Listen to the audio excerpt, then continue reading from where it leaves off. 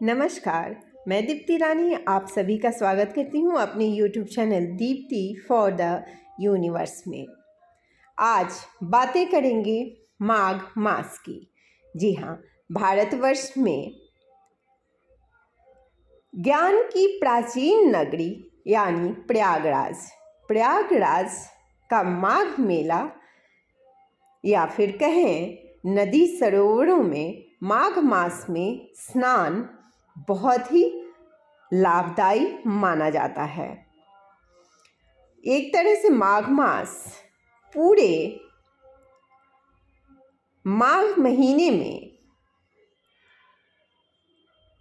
पर्व के रूप में भारतवर्ष में मनाया जाता है और कुछ लोग तो नदियों के किनारे कल्पवास भी करते हैं, यानी रात्रि में पूरे एक महीने तक नदियों के किनारे रहकर एक तरह से कठिन तपस्या यानी शरीर को इस कड़ाके भरी ठंड में नदी के किनारे रात गुजारना और उस माघ महीने का भाग बनना, जो कि पुण्य पर्व के नाम से जाना जाता है। पद्म पुराण में लिखा है, कृते तपः परम ज्ञानम त्रयाया यजनम यथा द्वापरे च कलो दानम माघ सर्व युगेषु च। यानी सतयुग में तपस्या को, त्रेता में ज्ञान को, द्वापर में भगवान के पूजन को और कलयुग में दान को उत्तम माना गया है, परंतु माघ का स्नान तो सभी युगों में श्रेष्ठ समझा जाता है। भगवान राम के पूर्वज राजा दिलीप ने वशिष्ठ जी के चरणों में प्रार्थना की, प्रभु उत्तम व्रत, उत्तम जीवन और उत्तम सुख, भगवत सुख का मार्ग बताने की कृपा करें। वशिष्ठ जी बोले, राजन, माघ मास में सूर्योदय से पहले जो स्नान करते हैं वे अपने पापों, रोगों और संतापों को मिटाने वाली पुण्याई प्राप्त कर लेते हैं। यज्ञ दान करके लोग जिस स्वर्ग को पाते हैं वह माघ स्नान करने वाले को ऐसे ही प्राप्त हो जाता है। और अपना ये माघ मेला विश्व के लोगों तक को भी खींचता है अपने प्रयागराज की धरती पर। जी हाँ,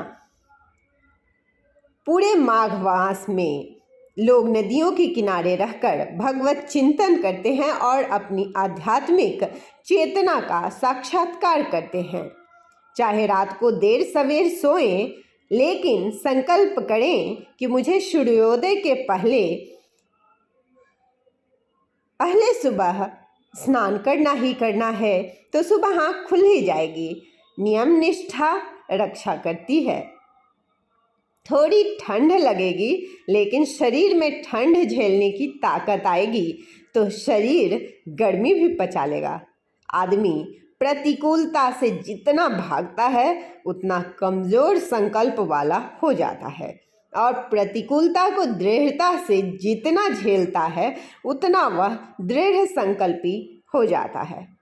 सूर्योदय के समय सूरज दिख रहा हो चाहे बाद में दिखे, हमें पूर्व की तरफ जल राशि अर्पण करके उस गीली मिट्टी का तिलक कर लें और पात्र में जो थोड़ा पानी बचा हो उसको देखते हुए ओमकार का जप करके थोड़ा सा जल पी सकते हैं और उसे भगवान चरणामृत यानी ताजे भगवत प्रसाद का एहसास होता है।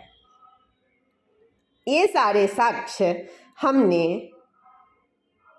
भारतीय धर्म गुरुओं से इकट्ठा किए हैं और भगवत प्राप्ति की राह में माघ मास का स्नान काफ़ी लाभदायी होता है। माघ एक तरह का मेला के रूप में जन समुदाय के द्वारा मनाया जाता है। पद्म पुराण में एक कथा भी आती है कि सुब्रत नामक एक ब्राह्मण था। उसने नियम अनियम की परवाह किए बिना जीवन भर धन कमाया। बुढ़ापा आया, अब देखा कि परलोक में यह धन साथ नहीं देगा, और तभी दैव योग से एक रात उसका धन चोर चुरा ले गए। तो धन चोरी के दुख से दुखी हुआ और बुढ़ापे में अब मैं क्या करूं, ऐसा शोक कर रहा था। इतने में उसे आधा श्लोक याद आ गया। माघ मास में ठंडे पानी से स्नान करने के कारण व्यक्ति की सद्गति होती है और उसे स्वर्ग की प्राप्ति होती है। तो उसने स्नान शुरू किया। 9 दिन स्नान किया। 10वें दिन ठिठुरन से शरीर कृश हो गया और मर गया। उसने दूसरा कोई पुण्य नहीं किया था, लेकिन माघ स्नान के पुण्य प्रभाव से वह स्वर्ग को गया।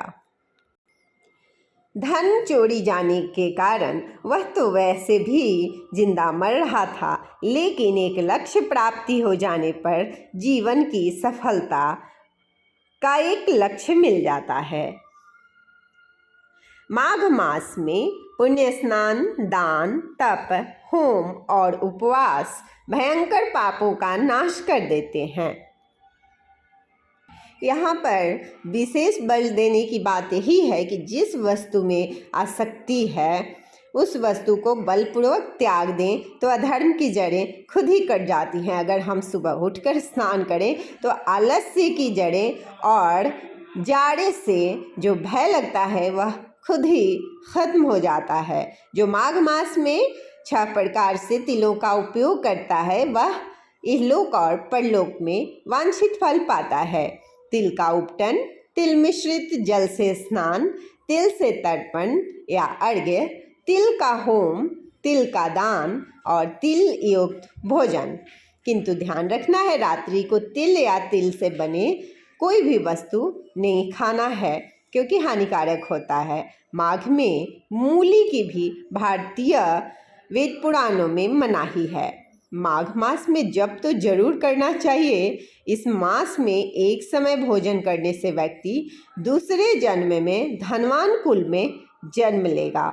दूसरी बात, माघ मास में धीरे धीरे गर्मी बढ़ती है, तो एक समय भोजन करने वाला स्वस्थ रहेगा और उसका सत्व गुण बढ़ता है। ज़्यादा खाने से आलस्य और तमोगुण बढ़ता है। यह स्वास्थ्य के साथ साथ पुण्य लाभ की व्यवस्था है अपने व्रत पर्वों में। इसका स्नान का कम से कम 1 सप्ताह तो अवश्य करना माना गया है। त्रयोदशी से माघी पूर्णिमा तक अंतिम 3 दिन भी अगर प्रातः स्नान करें तो महीने भर के स्नान का प्रभाव पुण्य प्राप्त होता है। जो वृद्ध या बीमार हैं, जिन्हें सर्दी जुकाम आदि है, वे सूर्य नाड़ी अर्थात दाएं नथुने से श्वास चलाकर स्नान करें तो सर्दी जुकाम से रक्षा हो जाएगी। ध्यान रहे, दाएं नथुने से श्वास चलाकर स्नान करना है। ऐसा तीर्थ स्नान तो सभी कर सकते हैं अपने घर में भी, और अगर तीर्थ में जा सकते हैं। तीर्थ स्थान की महिमा तो खैर है ही, लेकिन बाहर के तीर्थ में अभी कोरोना काल में अगर न जा पाएँ तो हृदय से ही मानसिक तीर्थों में जाकर स्नान किया जा सकता है। और सत्य तीर्थ, क्षमा तीर्थ, मौन तीर्थ, ब्रह्मचर्य तीर्थ, अद्रोह तीर्थ यानी द्वेष रहितता, इंद्रिय निग्रह तीर्थ, ज्ञान तीर्थ, आत्म तीर्थ, ध्यान तीर्थ, सर्वभूत दया तीर्थ, सरलता तीर्थ, दान तीर्थ, मनोनिग्रह तीर्थ, संतोष तीर्थ, नियम तीर्थ, मंत्र जप तीर्थ, प्रिय भाषण तीर्थ, धैर्य तीर्थ, अहिंसा तीर्थ और शिव स्मरण तीर्थ यानी कल्याण स्वरूप परमात्मा का स्मरण। इन आध्यात्मिक तीर्थों में भी हम खुद का विचरण कर सकते हैं और फिर परमात्मा के नाम का जप करते हैं तो मन की शुद्धि सब तीर्थों से उत्तम तीर्थ माना जाता है। और यह माघ मास महीने का सबसे सुफलदायी स्नान साबित होगा। यदि कोई निष्काम भाव से केवल भगवत प्रसन्नता और भगवत प्राप्ति के लिए माघ स्नान करना चाहता है तो उसको तो भगवत प्राप्ति भी बहुत बहुत आसानी से होती है। तो भारतीय परंपराएं जो बनाई गई हैं वो हम में एक संघर्ष पैदा करती हैं और संघर्ष की शक्ति में एक आत्मविश्वास का भी संपुट भरा होता है। तो इसलिए आइए, आसपास के अगर तीर्थ हैं तो वहाँ पहले सुबह स्नान कर सकते हैं, नहीं तो बहुत सारे तीर्थों का वर्णन अभी हम सब ने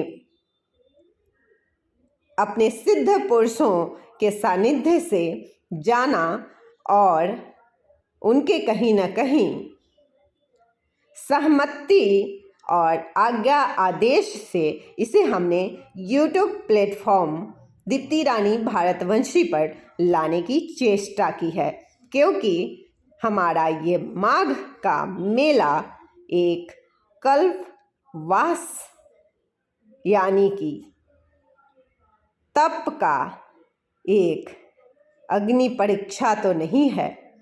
स्नान कोई अग्नि परीक्षा हो भी नहीं सकती, लेकिन इस ठंड के दिनों में सुबह में ठंडे पानी से अगर कोई स्नान करके अपने शरीर को ईश्वर से साक्षात्कार के लिए प्रस्तुत करता है तो वह एक बहुत ही बड़ा इम्यून सिस्टम यानी प्रतिरोधक क्षमता धीरे धीरे हमारा शरीर विकसित करता है। और नहीं तो जितने मानसिक तीर्थों का वर्णन हम लोगों ने किया उसे भी आजमाया जा सकता है। बस ध्येय केवल यही है कि आत्म साक्षात्कार के रास्ते पर विवेकानंद के बताए मार्ग पर चलकर देश की आध्यात्मिक चेतना के साथ साथ सर्वांगीण उन्नति सदैव होती रहे। और भारत की पराकाष्ठा देखने तो लोग माघ मेले में दूर दूर से आते हैं। माना कोरोना काल में थोड़ा रुके हैं हम, थोड़ा झुके हैं हम, पर डटे हुए हैं हम, क्योंकि हम अपने स्वास्थ्य की देखभाल हर उस तरीके से करना जानते हैं, क्योंकि हमारी जीवन शैली में हमारे बड़े बुजुर्गों ने सब कुछ हमारे वेद पुराणों और ग्रंथों में उपनिषदों में लिखकर हम सभी को समर्पित किया है। आने वाली हर पीढ़ी भारतीयता को सभ्यता और संस्कृति के रूप में आगे बढ़ाती रहेगी। आज के लिए बस इतना ही।